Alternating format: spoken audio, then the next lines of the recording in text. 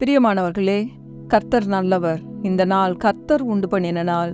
இதுல நாம் மகிழ்ந்து களி கூறுவோம். ஆண்டவராகிய இயேசு கிறிஸ்துவின் நாமத்தினால இந்த நல்ல சத்தியங்களை, சுகத்தை கொடுக்கக்கூடிய வார்த்தைகளை கேட்கும்படியாக நான் உங்க ஒவ்வொருத்தரையும் வாழ்த்தி ஆசீர்வதிக்கிறேன்.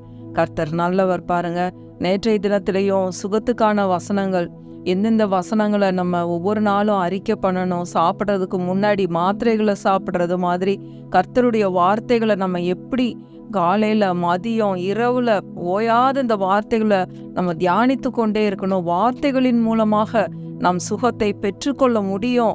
இது ஒன்றுதான் வழி அப்படின்னு சொல்லி நம்ம நேற்று பார்த்தோம். பாருங்க, அவரே நம்மளுடைய பரிகாரியாகிய கர்த்தராய் இருக்கிறார்.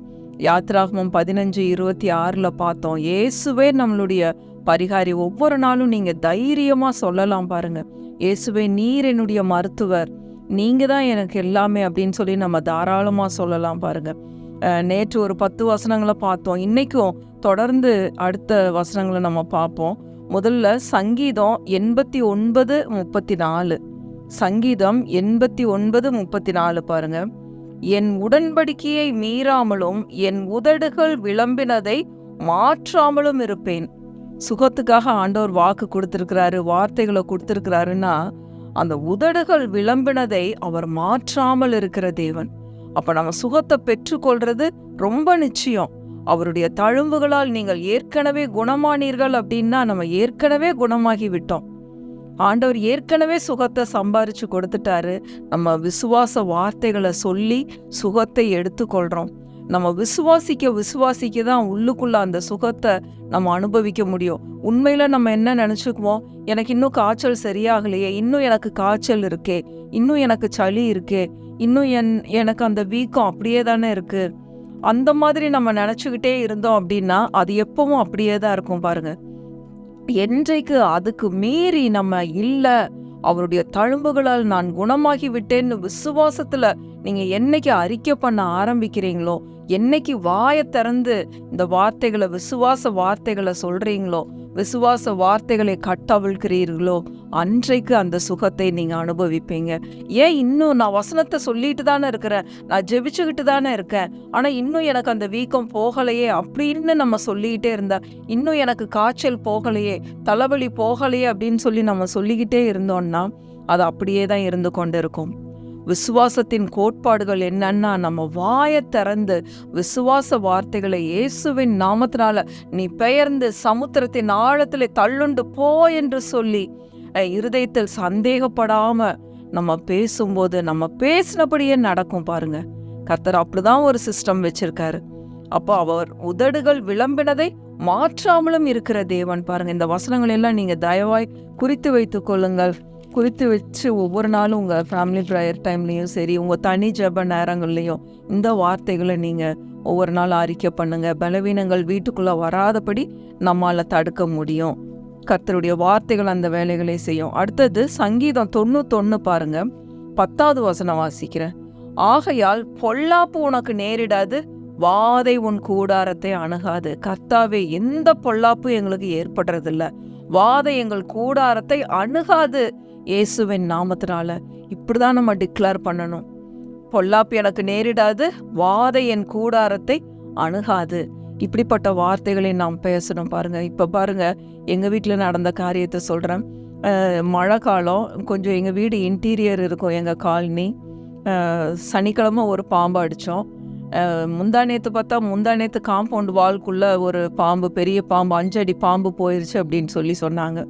எனக்கு கொஞ்சம் பயமாயிருச்சு. ஆண்டவரே, இது என்ன, எனக்கு ரொம்ப மனசுல பாதிக்கப்பட்ட. பாருங்க, உடனடியாக எப்படி நான் இந்த ஹீலிங் வசனங்கள் எல்லாம் எடுத்து சுகத்திற்கான வசனங்களை தியானித்தன்னே தெரியல. கர்த்தருடைய கிருபை பாருங்க, அற்புதமான ஒரு வசனத்தை எனக்கு கொடுத்தார். பிராக்டிக்கலாவே நான் உங்களுக்கு கற்றுக் கொடுக்குறேன். பாருங்க, லூக்கா 10வது அதிகாரம் 19வது வசனம் பாருங்க. லூக்கா 10வது அதிகாரம், லூக்கா 10:19. இதோ சர்ப்பங்களையும் தேள்களையும் மிதிக்கவும் சத்துருவனுடைய சகல வல்லமையும் மேற்கொள்ளவும் உங்களுக்கு அதிகாரம் கொடுக்கிறேன், ஒன்றும் உங்களை சேதப்படுத்த மாட்டாது. நேற்று ஃபுல்லா வெளியவே போகல, பயங்கர மழை. வெளியே வர்றதுக்கு கொஞ்சம் உள்ளுக்குள்ள பயம் இருக்கதான் செஞ்சுது. அப்ப ஆண்டவர் பாருங்க, நேத்து காலையிலேயே எனக்கு இந்த வசனத்தை கொடுத்துட்டாரு.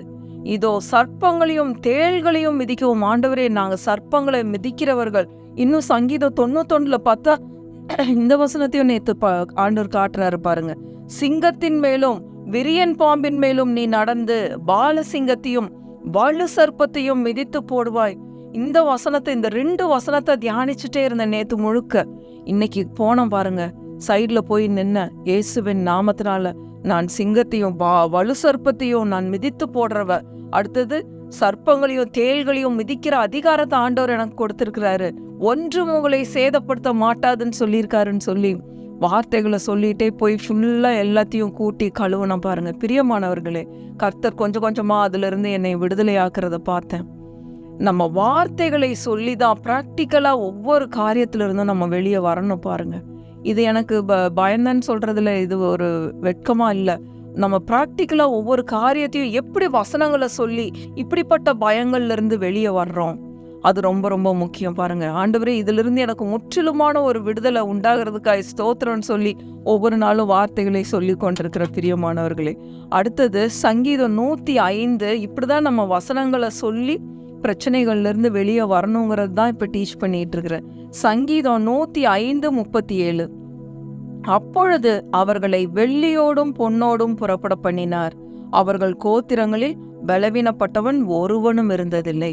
பாருங்க, இஸ்ரவேல் கோத்திரங்கள்ல அந்த பஸ்கா ஆட்டுக்குட்டி அடிச்சதுக்கு அப்புறம் எகிப்தியர்கிட்ட போய் அவங்க வஸ்திரங்களை நகைகளை எல்லாம் கேட்குறாங்க. அவங்க எல்லாத்தையும் கொடுத்து அனுப்பிச்சி விட்றாங்க, நீங்க சீக்கிரம் போங்க சீக்கிரம் போங்கன்னு. ஏன்னா தலைச்சன் பிள்ளைங்க எல்லாம் செத்துக்கிட்டு இருக்கிறாங்க. அதனால எகிப்தை விட்டு துரத்துறாங்க.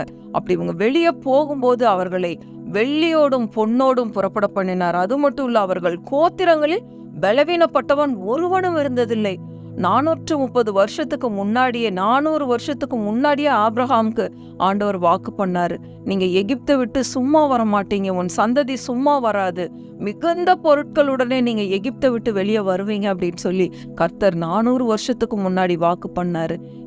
இஸ்ரவேல் ஜனங்கள் எகிப்தை விட்டு வெளியே வரும்போது அவர்களை வெள்ளியோடும் பொன்னோடும் புறப்பட பண்ணினார். அது மட்டுமல்ல, அவர்கள் கோத்திரங்களில் பலவீனப்பட்டவன் ஒருவனும் இருந்ததில்லை. அத்தனை லட்சம் ஜனங்கள்ல பலவீனப்பட்டவங்க ஒருத்தர் கூட இல்லையா. கர்த்தர் எவ்வளவு நல்லவன் பாருங்க. பிரியமானவர்கள், இன்றைக்கு நம்ம வீடுகள்லயும் ஆண்டவர் இப்படிதான் வச்சிருக்காரு. நம்ம பலவீனப்பட முடியாது. இயேசுவின் நாமத்தினால் இப்படி வார்த்தைகளை நம் இரவும் பகலும் அறிக்கை பண்ணும் பொழுது நிச்சயமாய் நாம் சுகத்தோடும் பலத்தோடும் இருக்க முடியும். அடுத்தது இன்னொரு முக்கியமான வசனம் பாருங்க, சங்கீதம் 107:20. சங்கீதம் 107:20. அவர் தமது வசனத்தை அனுப்பி அவர்களை குணமாக்கி அவர்களை அழிவுக்கு தப்புவிக்கிறார். அவர் முதல்ல வசனத்தை அனுப்புறாரு பாருங்க. சுகத்துக்கு முன்னாடி வசனம் வருது. இப்ப வசனம் உங்க வீடுகளை நோக்கி வந்து கொண்டிருக்கு. டிவியில பார்த்தாலும் சரி, நீங்க யூடியூப்ல பார்த்தாலும் சரி, வாட்ஸ்அப்ல இந்த மெசேஜ்களை நீங்க கேட்டாலும் சரி, கர்த்தருடைய வார்த்தைகள் உங்கள் வீடுகளை வந்து அடைகிறது, உங்கள் இருதயங்களை வந்து அடைகிறது. அவர் தமது வசனத்தை அனுப்பி அவர்களை குணமாக்கி அவர்களை அழிவுக்கு தப்புவிக்கிறார். வசனத்தை அனுப்பி உங்களை ஏற்கனவே அவர் குணமாக்கி விட்டார், அழிவுக்கு தப்புவிக்கிறார். கர்த்தர் நல்லவர். பிரியமானவர்களே, இந்த வார்த்தைகள் எல்லாம் நம்ம ஒவ்வொரு நாளும் நம்ம அறிக்கை பண்ணும் பொழுது வியாதிகள் பலவீனங்கள் இல்லாதபடி நாம் நிச்சயமாக இருக்க முடியும். பாருங்க, ஒரு உண்மையாய் நடந்த ஒரு சம்பவத்தை சொல்லி நான் முடிக்கிறேன்.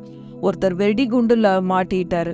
வெடிகுண்டுல மாட்டி அவருடைய முகமெல்லாம் சிதைஞ்சு போச்சு. முகம் சிதைந்ததோடு 2 கை விரல்களும் 10 விரல்களும் போயிடுச்சு. அப்போ இவர் அப்பதான் புதிதாய் ஆண்டவரை ஏற்றுக்கொண்ட ஒரு நபர் பாருங்க.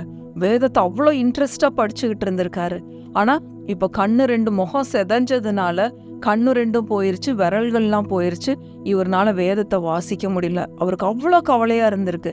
அந்த டைம் பார்த்து இங்கிலாந்துல ஒரு அம்மா கண்ணு தெரியாத அவங்க பிரெயில் கண்ணு தெரியாதவங்க படிக்கிற பைபிளுக்கு பேரு, அந்த பைபிளை வச்சு அவங்க கண்ணு தெரியாதனால உதட்டில் வச்சு அவங்க படிச்சு படிச்சு படிச்சு பைபிளை படிச்சு முடிச்சாங்களாம். அதையே இவர் கேள்விப்பட்டிருக்காரு. கேள்விப்பட்டு இவரும் எப்படியோ போய் அந்த பைபிளை வாங்கிட்டு வந்துட்டாரு. வாங்கி இவர் உதடுகளால படிக்கணும்னு ட்ரை பண்ணியிருக்காரு. ட்ரை பண்ணா இவர் நரம்பு முகம் சிதையும் போது இந்த உதடுகளுடைய நரம்புகள் எல்லாம் பாதிக்கப்பட்டதுனால இவர்னால வேதத்தை படிக்க முடியல, அந்த பிரெயில் பைபிளை படிக்க முடியல. அப்படி இது பண்ணி ட்ரை பண்ணிட்டு இருக்கும்போது ஒரு நாக்கு அந்த எழுத்து மேல பட்டிருக்கு. நாக்கு படும்போது அதுல எழுத்து உணர்ச்சி பட்டிருக்கு பாருங்க. உணர்ச்சி அவருக்கு தெரிஞ்சிருக்கு. ஓ, நாக்குனால கூட நம்ம இந்த வேதத்தை படித்து முடிக்க முடியும் அப்படின்னு சொல்லி நாக்குனாலேயே அந்த பிரைல் பைபிள 4 முறை படித்து முடித்தாராம் பாருங்க பிரியமானவர்களே. அப்ப எவ்வளவு வாஞ்சையா இருந்திருக்கும். அப்ப ஒரு கண்ணு தெரியாத நபர் உதட்டுனால 4 முறை வேதத்தை படித்து முடித்திருப்பார் என்றால், நம்மளுக்கு ஆண்டவர் கண்ணு, கை, கால்கள், விரல்கள் எல்லாத்தையும் நம்மளுக்கு கொடுத்திருக்காரு. அவர் எவ்வளோ நல்ல ஆண்டவர். அப்ப இரவும் பகலும் நன்றி எறிதல் உள்ள இருதயத்தோடு எப்படி நம்ம கர்த்தருடைய வார்த்தைகளை தியானிக்கலாம், இருதயத்துல கொண்டு போய் வைக்கலாம்.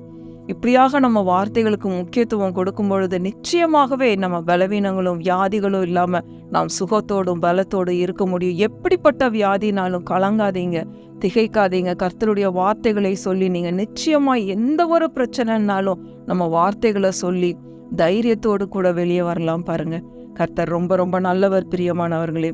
இப்படிப்பட்ட வார்த்தைகள் கிடைச்சிருக்கிறது நமக்கெல்லாம் எவ்வளோ பெரிய கிருபை பாருங்க. அதனால ஆண்டவருக்கு நம்ம நன்றி சொல்லுவோம். இந்த நாள் அவரை துதித்து இந்த நாளை தொடங்குங்க. கர்த்தர் நல்லவர், அவரை துதியுங்கள், அவர் கிருபை என்றும் உள்ளது. ஆமென், ஆமென், ஆமென்.